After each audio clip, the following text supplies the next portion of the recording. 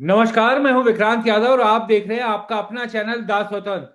Iran America Israel के युद्ध में बड़ा एक मोड़ आया जब ट्रम्प साहब ने अचानक से दुनिया को चौंका दिया कि ईरान के साथ बातचीत चल रही है और वो ईरान के एनर्जी ठिकानों पर हमलों को 5 दिन के लिए रोक रहे हैं। इससे पहले उन्होंने 48 घंटे की धमकी दी थी। वो सुनना धमकी अभी इंटरेस्टिंग सीन पूरी भी था। नहीं हुई थी, उससे पहले उन्होंने ये नई अल्टीमेटम दे दिया। तो इसके बाद क्या बदलाव आए, किस तरीके से इकोनॉमी में, अर्थव्यवस्था में, तमाम चीजों में जो बदलाव आ रहे हैं, उन सब चीजों पर बात करेंगे। हमारे साथ जुड़ रहे हैं वित्तीय विश्लेषक, वित्तीय विशेषज्ञ डॉक्टर शरद कोहली जी। एक्सपर्ट हैं और देश और दुनिया, खास तौर से अंतर्राष्ट्रीय खबरों पर बहुत करीब से नजर रखते हैं। शरद सर, बहुत बहुत स्वागत है द स्वतंत्र पर। नमस्कार विक्रांत, आपको और स्वतंत्र के सभी फॉलोअर्स, व्यूअर्स, सब्सक्राइबर्स को मेरा अभिनंदन। तो सर, ट्रम्प साहब ने तो कल पूरी दुनिया को एकदम खुश कर दिया। जो लोग परेशान थे कि युद्ध कब रुकेगा, कैसे रुकेगा, ट्रम्प साहब ने चौंका दिया कि 5 दिन के लिए हम रोक रहे हैं और इस बीच में बातचीत करेंगे। बातचीत चल रही है, बहुत सकारात्मक बातचीत चल रही है। मालूम नहीं खुश लोगों को किया या किसी और को किया, मैं नहीं जानता किसको खुश किया। हाँ। पर पहली बात तो मैं जिस टाइम ये खबर आई, मैं एक बड़े मशहूर टीवी चैनल पे डिबेट के लिए बैठा हुआ था जी। और मेरे साथ 4-5 डिफेंस फोर्सेस के लोग थे। हाँ। जैसे ही खबर आई, ऑब्वियसली खबर तो अच्छी थी, युद्ध तो किसी के हक में नहीं है, युद्ध रुक जाना अच्छा है। हाँ। पर मैंने उसको सिरे से नकार दिया। हाँ। मैंने कहा मैं नहीं मानता। हाँ। मैं बिल्कुल नहीं, मुझे ट्रम्प साहब की बात पे यकीन ही नहीं है। विश्वास उठ जाता है ना जैसे किसी का, हाँ। ऐसे हो जाता है। और और कोइंसिडेंटली उसी थोड़ी देर बाद आ गया, ईरान ने कह दिया कि हमने हाँ। ऐसा कोई सीज फायर नहीं किया है। ऑफिशियली कह दिया हाँ। कि ट्रम्प साहब डर के पीछे हट गए हैं। हम्म। अब खैर, वो डर के पीछे हट गए, क्यों हटे, उस पर अभी आते हैं। पर हाँ। उसी कल ही रात को वॉशिंगटन पोस्ट में पढ़ता हूं कभी कभी, तो हाँ। कल ही रात को मेरे हाथ में वॉशिंगटन पोस्ट आया, जो कि अमेरिका का बड़ा मशहूर और सबसे पुराना अखबार है। हम्म। उसमें एक बड़ा इंटरेस्टिंग आंकड़ा निकल के आया, जो आपको और आपके सारे व्यूअर्स, फॉलोअर्स, सब्सक्राइबर्स के लिए इंटरेस्टिंग। और ट्रम्प साहब जब पहले आए थे 2016 से लेके 2020 तक, हाँ। उन्होंने 30,573 झूठ बोले। 30,000। 30,573 झूठ बोले 4 साल में, 2016 से लेके 2020 तक। हाँ। इस वाले टर्म की अभी झूठ की गिनती चल रही है, क्योंकि ये समाप्त नहीं हुआ है, तो इसका अभी हिसाब नहीं देते हैं। टर्म पूरा हो गया तो वॉशिंगटन पोस्ट ने निकाला। और आपको इसी से संबंधित एक और इंटरेस्टिंग आंकड़ा देता हूं। पहले साल में हम्म। रोज के 6 झूठ बोले। तीन हाँ। सौ पैंसठ दिन होते हैं साल में, बीच में लीप ईयर होता है, 366 हो जाते हैं। एक दिन में 6 झूठ। हम्म। दूसरे साल में एक दिन में 16 झूठ। हम्म। तीसरे साल में एक दिन में 22 झूठ। और चौथे साल में, जो आखिरी साल होता है अमेरिकी राष्ट्रपति का, उसमें एक दिन में 39 झूठ। ये मैं नहीं कह रहा हूं, हाँ। ये वॉशिंगटन पोस्ट कह रहा है। ये मैं बिल्कुल, कुल मिला के 30,573 झूठ पिछले उसमें बोले। तो पहली बात तो ये रही जो उन्होंने घोषणा करी, तो ईरान ने तो उसको सिरे से खारिज कर दिया। मेरी 2 दिन से बात चल रही थी ईरान वालों से। 2 दिन पहले तो आपने उनको 48 घंटे की धमकी दी थी। ये हाँ। कौन सी बात चल रही थी? एक तरफ बात कर रहे हैं, दूसरी तरफ उन पे बंदूक तान के बैठे हैं। आपने तो धमकी दी थी कि भाई हम 2 दिन में तुम्हारे पावर प्लांट उड़ाने शुरू कर देंगे, और हाँ। आप कह रहे हैं कि 2 दिन से मेरी बात चल रही थी। एकदम कॉन्ट्रडिक्ट करती हैं दोनों बातें। जैसे कि ये जो मैंने आपको आंकड़ा दिया, आप अपने आप इसका इसका निष्कर्ष निकाल लें। दूसरा बड़ा खेल, हम्म। जो आंकड़े सामने आए, मुझे नहीं पता ये कहां तक सच है कि नहीं, जो आंकड़े सामने आए यूएस फ्यूचर्स में। जो यूएस, जैसे भारत का स्टॉक मार्केट पहले खुल जाता है विक्रांत, हाँ। 9 बजे खुल जाता है, उसको प्री मार्केट कहते हैं। जहां आप अब तो फ्यूचर्स भी आप ले सकते हैं, पहले खाली कैश में आप सौदों को पिक कर सकते हैं। मार्केट मेकिंग उसको कहते हैं, प्री मार्केट के सौदे कहते हैं उसको आसान भाषा में। प्री मार्केट में इस ट्वीट से पहले 15 मिनट पहले भारी मात्रा में यूएस फ्यूचर्स खरीदे गए। हम्म। भारी मात्रा में कमोडिटी मार्केट में क्रूड ऑयल की शॉर्ट सेलिंग करी गई, क्योंकि $114 पे था वो क्रूड। और जो गिर के 100 पे आया, फिर 103-4 पे आके ठहर गया। $10 पर बैरल का शॉर्ट सेलिंग, यानी कि $10 पर बैरल का फर्क था, और शॉर्ट सेलिंग भारी मात्रा में करी गई। और ये वॉल्यूम्स, ये नॉर्मल वॉल्यूम्स नहीं थे। क्या हाँ। होता है, वॉल्यूम से देखा जाता है कि कितना वॉल्यूम खरीदा गया है। रोजाना रोजाना के वॉल्यूम ये नहीं थे, एक्स्ट्रॉर्डनरी वॉल्यूम थे। एक तो कहीं पर मैंने ये भी पढ़ा कि आधे बिलियन डॉलर हम्म। का कुल मिला के ये सारा, ये सारी बाइंग फ्यूचर्स में, स्टॉक मार्केट में, डाउ, S&P, नैस्डैक में, और कॉमेक्स पे, कमोडिटी मार्केट में। सोना जो कि गिर के $4,000 तक आ गया था, 1,30,000 से नीचे सरक गया था, हाँ। वो एकदम से 10% छलांग मारी, $4,400 पे पहुंच गया। तो तीन आइटम में, क्रूड, स्टॉक मार्केट और सोना चांदी। हम्म। चांदी को मैं साथ ही ले लेता हूं, अलग से बात नहीं करता, जी। बहुत लंबी बात हो जाएगी। तो ये, अब ये लोग खुद समझे इसको, मैं तो इसमें से कोई निष्कर्ष निकालूंगा नहीं। हम्म। ये तो भाई, एक आज तक हम ये बात करते थे, अपना ट्रम्प मूड इंडेक्स आपको याद है, मैंने ऑफिस जी। में बना रखी है विक्रांत। हाँ। और ट्रम्प मूड इंडेक्स हमने तो उसको प्लॉट करते थे कि वो स्टॉक मार्केट को, गोल्ड सिल्वर की मार्केट को, कमोडिटी मार्केट को, वो मूड मूड इंडेक्स जो है वो ड्राइव करती है। बायलेटरल ट्रेड को, दो देशों में आपस में कितना व्यापार हो रहा है, इस खासकर अमेरिका के साथ, ये ट्रम्प मूड इंडेक्स इसको निर्धारित करती थी। हम्म। तो हम तो वैसे ही इंडेक्स प्लॉट करा करते थे। पर ये तो अब इसका क्या मतलब निकलता है, ये अमेरिका की जो SEC है, सिक्योरिटी एक्सचेंज कमीशन, उसके इन्वेस्टिगेट करने की जगह है। क्योंकि ये अगर ऐसा कुछ पाया जाता है कि किसी व्यक्ति को जानकारी थी इस हाँ। ट्वीट की, हाँ।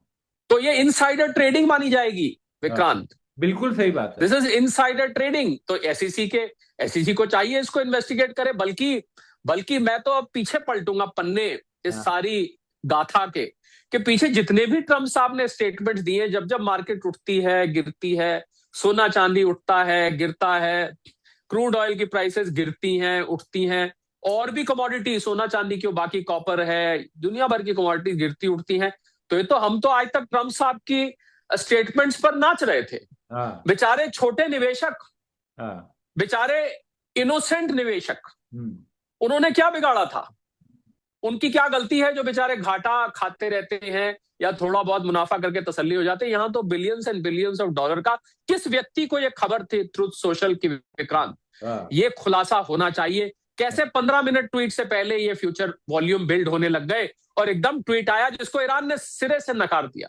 हाँ। ईरान ने तो यहां तक कह दिया, इसका मतलब किसी व्यक्ति को यह भी परवाह नहीं कि ट्रम्प साहब की इज्जत साख पे है, हाँ। पर मुनाफा जो है, मुझे ना विक्रांत हिंडनबर्ग की याद आ गई। हाँ।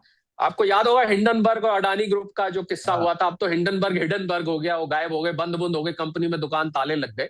हाँ। तो ये सारा खेल, क्या ये युद्ध के रूप में, अब मुझे लग रहा है, क्या ये युद्ध के रूप में कहीं मुनाफे, अभी तक हम सोचते थे कि डिफेंस इंडस्ट्री को बढ़ावा देने के लिए युद्ध होते हैं, अमेरिका कहीं ना कहीं युद्ध करता रहता है, कभी वियतनाम में, कभी अफगानिस्तान में, कभी किसी के साथ, कभी किसी के साथ, निरंतर एक युद्ध में उलझा रहता है, क्योंकि इससे उसकी अर्थव्यवस्था को, खासकर डिफेंस सेक्टर को और बाकी सेक्टर्स को मुनाफा होता है। पर अब ये जो खेल निकल के आ रहा है, क्या ये सारा युद्ध, जिसमें आज आंकड़ा आया 5,000, 4,500, 5,000 लोग अब तक मर चुके हैं, शायद ये आंकड़ा अंडर एस्टिमेटेड हो, इससे ज्यादा लोग मरे हो, बिल्कुल हो सकता है। क्या लोगों की जान हम्म। और दूसरी तरफ मुनाफा, तौबा तौबा। मैं तो कान पकड़ता हूं ऐसी बात पर। अपने आप लोग कमेंट करें और लोग खुद इसका निष्कर्ष निकालें। हम कोई निष्कर्ष नहीं निकालेंगे, मैं कोई वर्डिक्ट डिक्लेयर नहीं करूंगा, मैं कोई ऐसी बात नहीं करूंगा जो कि सीधे सीधा निशाना मारे। हमने आपके सामने आंकड़े रख दिए, हमने आपके सामने फैक्ट्स रख दिए, आप स्वयं इसका निष्कर्ष निकाल लें। बिल्कुल बिल्कुल, और फैक्ट्स सबके सामने आ गए हैं, क्योंकि ये तो फैक्ट्स हैं, ये तो बदलेंगे नहीं, क्योंकि ट्वीट की टाइमिंग पर और उसके बाद वहां के बाजारों में जो हुआ उस पर, बाद में तेल के दाम बढ़ भी गए थे, जैसे ईरान ने बात कही कि हमने कोई बातचीत नहीं की, तेल के दाम तो बढ़े भी थे। तो हाँ। हाँ, तो तब तक हो चुका था। प्रॉफिट हाँ। बुकिंग उस लॉबी ने कर ली होगी। कर ली वो होगी। जो लॉबी थी तब तक वो प्रॉफिट बुक करके एक तरफ निकल गया होगा। देखिए, ये तो खेल कुछ फ्यूचर्स में हाँ। विक्रांत, हम तो क्योंकि हम बहुत क्लोजली 35 साल से, मैं फॉरवर्ड ट्रेडिंग से पहले, फॉरवर्ड ट्रेडिंग कहते थे, अब स्पेकुलेटिव मार्केट कहते हैं, डेरिवेटिव ट्रेडिंग कहते हैं, पहले फॉरवर्ड ट्रेडिंग, मैं तो 35 साल से जुड़ा हूं। ये तो कुछ कुछ मिनट्स का, सेकंड्स का खेल होता है, और आजकल तो एल्गो चलता है। एल्गो में तो आप पलक झपकने में 100 सौदे हो जाते हैं। हाँ। सर थोड़ा सा अब मैं अपने मुल्क की भी बात करें हम लोग कि अब प्रधानमंत्री नरेंद्र मोदी ने आज राज्यसभा में भी बोला, कल लोकसभा में वो बोले, अब ये स्थिति दिखाई देने लगी है सर कि बड़ी चिंता की बात भारत के लिए भी बनती जा रही है, जिस तरीके से ये युद्ध चल रहा है, और इसके कई दूरगामी असर भी पड़ेंगे। प्रधानमंत्री की बात को अगर करीब से ध्यान से सुना जाए तो अब चिंता की बात बहुत ज्यादा दिखाई देने लगी है। महंगाई, बेरोजगारी, ये तमाम चीजें अब खुलकर सामने आएंगी।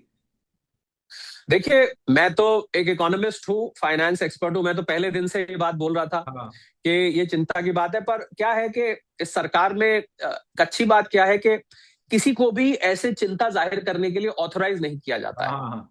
बहुत सारे मंत्रीगण के बीच में बयान आ रहे थे, हरदीप पुरी साहब थे, और भी बहुत सारे मंत्रियों ने, सरकारी अधिकारियों ने, सेक्रेटरीज मिनिस्ट्रीज के सामने आ रहे थे। हम्म, तो अच्छी बात है कि देश की सबसे उच्च पद पर जो बैठा है सरकारी तंत्र में, मैं हाँ तो वो आके खुद इस बात को स्वीकार करे, ना कि हर व्यक्ति अपने तरीके से हाँ लोगों में एक डर पैदा कर दे। हाँ, अब आप कोई ये कह सकता है कि भाई आज प्रधानमंत्री जी ने जो आके कहा, तो ये पहले मंत्री क्यों नहीं बता सकते थे इतने दिन तक? हम्म, अरे भाई, सिचुएशन इवॉल्विंग है। अब हम्म, आप किसी को ये लग सकता है, अब ये हॉट कमेंट लोग माने ये मोदी भक्त है, ये सरकार का भक्त है। अरे भाई, आप वॉर में सिचुएशन इवॉल्विंग है। हर दिन एक नया दिन होता है विक्रांत। हम्म, कुछ नहीं कह सकते। अब जैसे 2 जहाज और निकाल दिए, हम्म, पहले 2 जहाज निकाले, अभी भी 20 जहाज फंसे पड़े हैं। हम्म, कब निकलेंगे मालूम नहीं। तो अगर बीसों के बीसों निकल आए, तो हमारी LPG gas, CNG, PNG, crude oil, सबकी चिंता जो है वो एक तरफ हो जाती है। हमारा फिलहाल के लिए हमें कोई दिक्कत नहीं है। हम्म, तो कोई भी पुख्ता तौर पे, पर प्रधानमंत्री जी ने जो लोकसभा में कल और राज्यसभा में बोला है, उसका तथ्य क्या है कि एक वैश्विक संकट है। मैं डिटेल्स में नहीं जाता अब। जी, उस एक वैश्विक संकट है, हम्म, और अपनी तरफ से जो तंत्र है वो कोशिश करेगा कि लोगों के लिए मुसीबत कम से कम हो। हम्म, जमीनी तौर पर कालाबाजारी ना हो, होर्डिंग ना हो। राज्य सरकारें प्रशासन को सुदृढ़ करें कि वो राज्य सरकार में नीचे कोई व्यक्ति जो है, एक भी व्यक्ति ने अगर गैर जिम्मेदाराना हरकत करी, एक भी व्यक्ति ने अगर स्वार्थ भरी हरकत करी, तो उससे हजारों लोग प्रभावित हो जाते हैं। मैं हम्म, सरकारी तंत्र की, प्रशासन की बात कर रहा हूं। तो अब सरकार देखिए, बहुत सारी चीजें इसमें राज्य सरकारों के कंट्रोल में है। ये हम्म, भी सच है कि 19 राज्यों में तो बीजेपी की सरकार है, एनडीए की सरकार है। तो हम्म, वहां तो उसी शिद्दत से हम्म, इस चीज की निगरानी होनी चाहिए, जिस शिद्दत से प्रधानमंत्री मोदी ने लोकसभा और राज्यसभा में बोला, हम्म, वही शिद्दत ग्राउंड लेवल पे दिखनी चाहिए। अब ये तो जमीनी तौर पर, अब कोई व्यक्ति टिम्बकटू में किसी लाइन में किसी दूर गांव में एक गैस एजेंसी पे जाता है, और वहां पर उसको गैस नहीं दी जाती, या बोला जाता है भैया 900 का है, 1500 में लोगे क्या? हम्म, 2000 में लोगे तो अभी ले जाओ, और अगर 900 में लोगे तो लिखवा जाओ, जब आएगा नंबर आपका तो नंबर से आएगा, वगैरह वगैरह वगैरह वगैरह। तो इस टाइप की चीजें अगर जमीनी तौर पे होती है, मुझे लग रहा है अब यहां से राज्य सरकारों का रोल बहुत बहुत स्ट्रांग आ जाता है। सब कुछ मुझे नहीं लगता कि केंद्र में, दिल्ली में बैठी हुई सरकार कश्मीर से कन्याकुमारी, अरुणाचल से लेके रन ऑफ कच्छ तक पूरा का पूरा मॉनिटर कर ले। और लोगों को भी सतर्क रहना चाहिए। प्रधानमंत्री जी की बात से एक और मैंने तथ्य निकाला है। हम्म, जब उन्होंने कोविड का रेफरेंस दिया, वो तथ्य निकला कि जैसे कोविड में लोगों ने एक भारी वैश्विक मुसीबत का सामना किया था और अपने आप को तैयार किया था। हर व्यक्ति ने अपना अपना रोल अदा किया था, चाहे सोशल डिस्टेंसिंग था, लॉकडाउन था, वैक्सीनेशन थी, हम्म, जो भी चीजें, जो भी प्रोटोकॉल उस टाइम बनाया गया था। हम्म, शायद उसी वैसा समय तो नहीं है, कोई कोविड तो नहीं है, वैसा उससे कुछ मिलता जुलता समय आ सकता है हम्म, अगर ये युद्ध नहीं रुका तो। हम्म, 5 दिन का पॉज राष्ट्रपति ट्रंप ने लिया है। किस कारण से लिया है मुझे नहीं पता, किस कारण से लिया है। वो हाँ, कह रहे मेरी बातचीत हुई है, उस पर हम शुरू में चर्चा कर चुके हैं, उसको उसको अभी अब पीछे कर देते हैं। पर अगर 5 दिन बाद ये युद्ध फिर से शुरू हो गया, तो 4 इंफ्रास्ट्रक्चर खतरे में है। एनर्जी इंफ्रास्ट्रक्चर, हाँ, पावर इंफ्रास्ट्रक्चर। और मैं इन खाड़ी के सारे देशों में गया हुआ हूं विक्रांत। यहाँ पर जो पानी नल में आता है, हाँ, वो समुद्र के पानी को समुद्र का सैलिनेशन प्लांट बड़े बड़े लगे हैं उसमें से, क्योंकि बहुत सलाइन वाटर होता है, आप उसको जीप पे भी नहीं रख सकते। तो सैलिनेशन प्लांट लगे होते हैं, वही लोगों को सप्लाई किया जाता है। पीने के लिए कुछ देशों में मिनरल वाटर का प्रयोग होता है, पर कुछ लोग ऐसे ऐसे आरओ भी हैं इन देशों में, जो आप फिल्टर करके उस पानी को पी सकते हैं। बहुत स्ट्रांग आरओ चाहिए होता है, पर पी सकते हैं आप। तो पानी का टारगेट, और सबसे बड़ा न्यूक्लियर टारगेट। मुझे लग रहा है कि ये 4 इंफ्रास्ट्रक्चर इस समय खतरे में है। और जिस समय प्रधानमंत्री सॉरी क्षमा करें, राष्ट्रपति ट्रंप ने जब ये ट्रुथ सोशल पे डाला था, उस समय 48 घंटे की डेडलाइन को एक्सपायर होने में मात्र 12 घंटे बाकी थे। हम्म, और 12 घंटे बाद ये और उधर से ईरान ने धमकी दे दी थी, हाँ, आप करो हमारे पावर प्लांट पे, हमें अंधेरे में झोंको, हम पूरे वेस्ट एशिया को, यूएई, ओमान, कतार, कुवैत, सऊदी अरेबिया, हम इन सबको अंधेरे में धकेल देंगे। ये तो छोटी छोटी कंट्री है, ईरान तो बड़ी कंट्री है, सऊदी अरेबिया थोड़ी बड़ी है उससे। तो तो अब ये, और उसके बाद न्यूक्लियर, फिर उसके बाद वाटर प्लांट। तो आप सोचिए कि युद्ध कितना विध्वंसक हो सकता है। अब अगर ईरान, अगर देखिए ट्रम्प साहब की बात में सच्चाई नहीं है, यानी कि ये वो कह रहे मेरी 2 दिन से बात चल रही है, कोई बड़ा ऑफिशियल ईरान का, खमीनाई तो पता नहीं जिंदा भी है कि नहीं, पर कोई बड़ा ऑफिशियल मेरे से संपर्क में है, उसने मुझे फोन किया था, मैंने उसको फोन नहीं किया। ठीक है, जैसे मैंने भारत और पाकिस्तान की लड़ाई रुकवाई थी, कोई 30 35 40 50 60 बार 80 बार बोल दो मैंने रुकवाई, मैंने रुकवाई, मैंने रुकवाई। तो ये सच है कि झूठी बात को भी बार बार बोला जाए तो सच नजर आता है, पर हमेशा ऐसा नहीं होता है। एक इंग्लिश में सेइंग होती है, एक्सेप्शन प्रूव्स द रूल। इस चीज की भी एक्सेप्शन होती है, क्योंकि 30,573 बार वॉशिंगटन पोस्ट कह रहा है कि उन्होंने पहली अपनी टर्म में झूठ बोला, और उस टाइम ट्रम्प साहब थोड़े से इससे फर्क भी थे। हाँ, मतलब थोड़े इससे इस बार मॉडरेट तो थे, एकदम ऐसे नहीं थे। उससे भी अलग है, बिल्कुल पहले टर्म से बहुत हाँ, अलग है। हाँ, आप तो ऐसे ना थे, उस हाँ, टाइम ऐसे नहीं थे। तो एक हाँ, पुरानी पिक्चर याद आ रही है मुझे, विक्रांत, झूठा हाँ, कहीं का। हाँ, एक मूवी आई थी झूठा कहीं का। क्या कहीं तो का। मेरे दिमाग में ऐसे आया कि 30,573 झूठ। हाँ, अरे, 4 साल में कौन गिन रहा था इसको?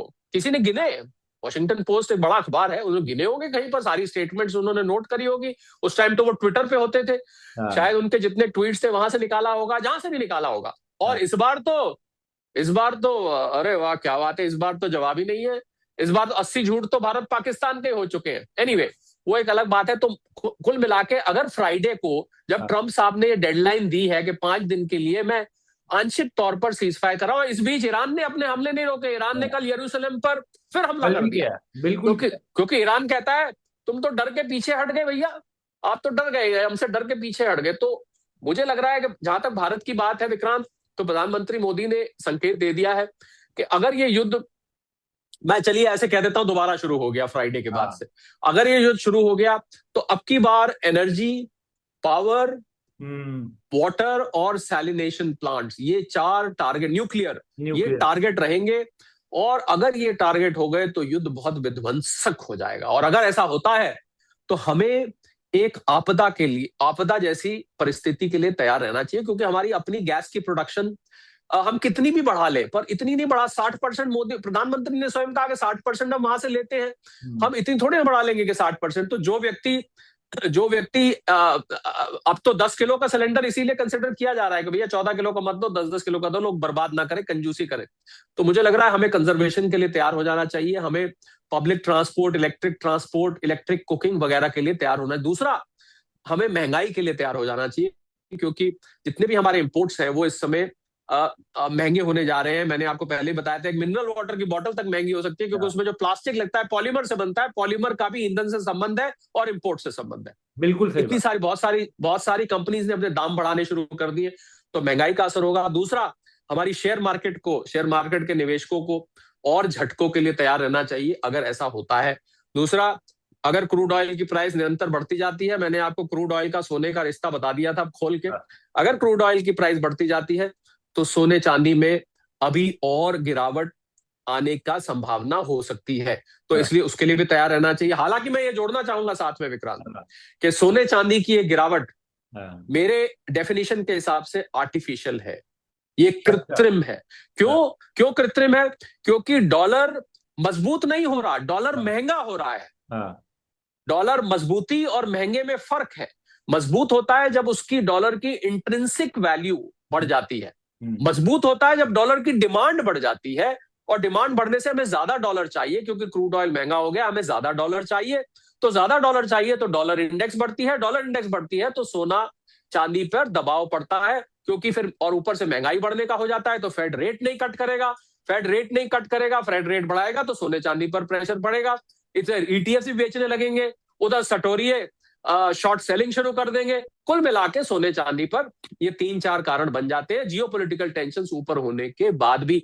तो ये एक ऐसी सिचुएशन है, बहुत सारे लोग ये पूछ रहे हैं विक्रांत, के बार बार ये कहा जाता था जियो पोलिटिकल टेंशन बढ़ेगी तो सोना चांदी महंगा होता है। हाँ, पर ये जो क्रूड ऑयल का फैक्टर है, ये हम लोग अंग्रेजी में बोलते हैं ओवर राइडिंग फैक्टर है। हाँ, तो अब इसको मैं ऐसे बोलता हूं, हालांकि बहुत अच्छी बात नहीं बोलने जा रहा हूं मैं, हाँ, अगर युद्ध चलता रहा और क्रूड ऑयल कंट्रोल में आ गया, युद्ध चलता रहा और क्रूड ऑयल कंट्रोल में आ गया तो सोना छत फाड़ के ऊपर निकल जाएगा। हाँ, पर यानी केवल सोने चांदी वालों, हार्मोज, हाँ, केवल यानी हॉर्मोज पे की इसीलिए चर्चा ज्यादा हो रही है आजकल। हॉर्मोज के अलावा युद्ध का पर किसी दुनिया का देश का किसी का ध्यान नहीं है।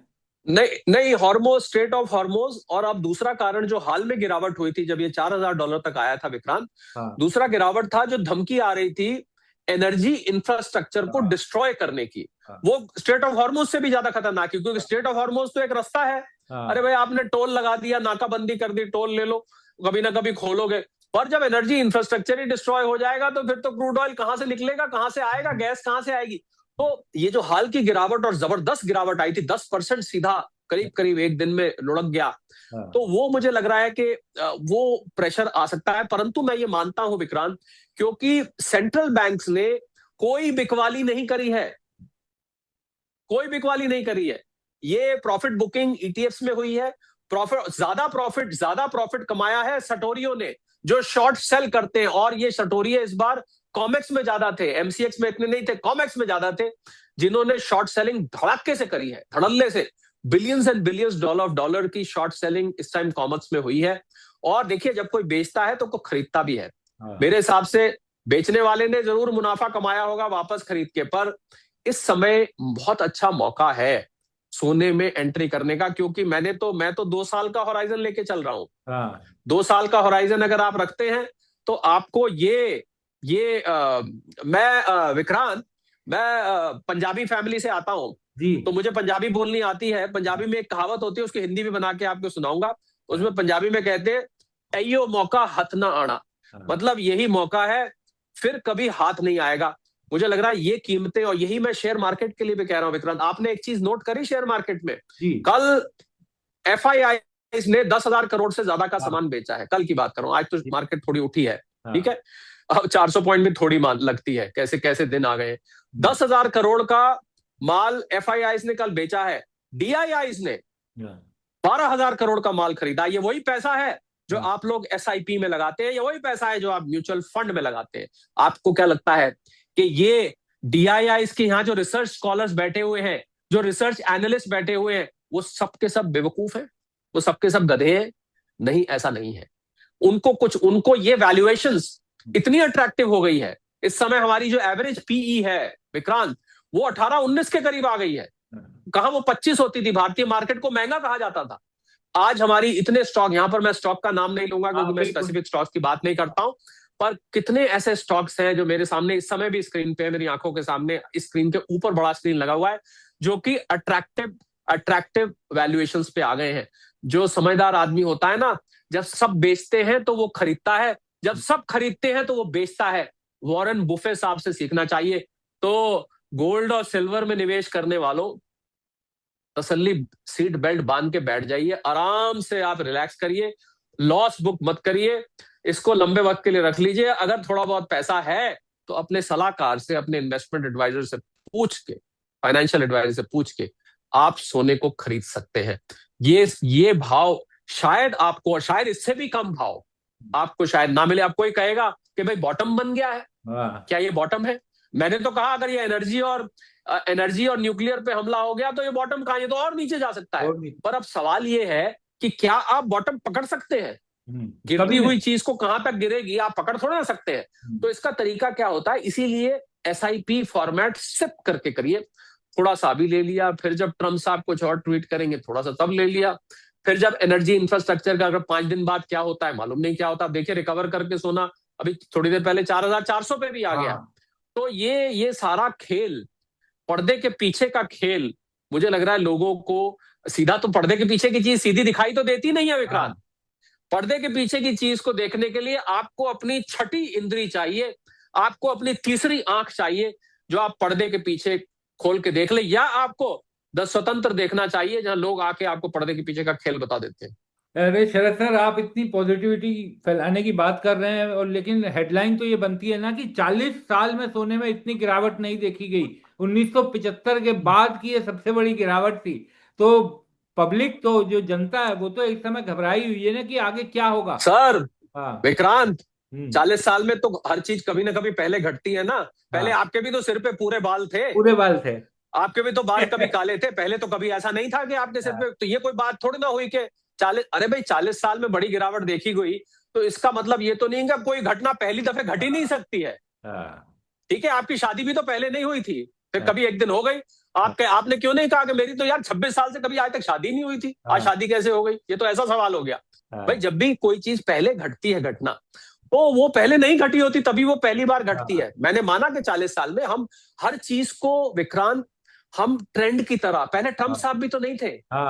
अब चलिए, आपने पहले वाली बात करती, मैं उन सब लोगों को जो ये कह रहे हैं कि 40 साल में ऐसा पहले कभी नहीं हुआ, कहां पहले ट्रम्प साहब थे 2016 से पहले? ठीक है, कहां ट्रम्प साहब ऐसे ट्वीट करा करते थे? कहां कहां ईरान और अमेरिका की कभी लड़ाई हुई थी? कभी भी नहीं हुई थी।